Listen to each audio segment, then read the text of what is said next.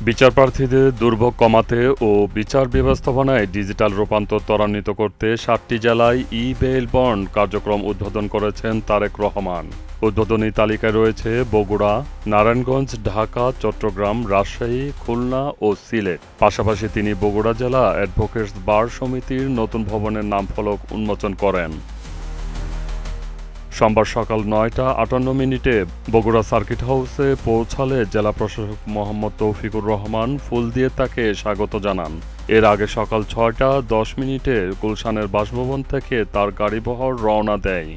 সফরে তার সহধর্মিণী ড. জোবাইদা রহমানও সঙ্গে ছিলেন। প্রধানমন্ত্রীর অতিরিক্ত প্রেস সচিব আতিকুর রহমান রোমান জানান, বগুড়ার দিনব্যাপী নানা কর্মসূচিতে অংশ নেবেন তিনি।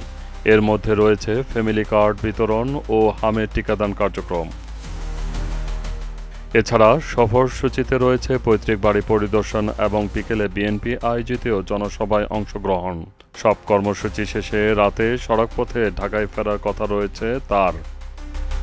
আনিসুর রহমান, প্রজন্ম ২৪।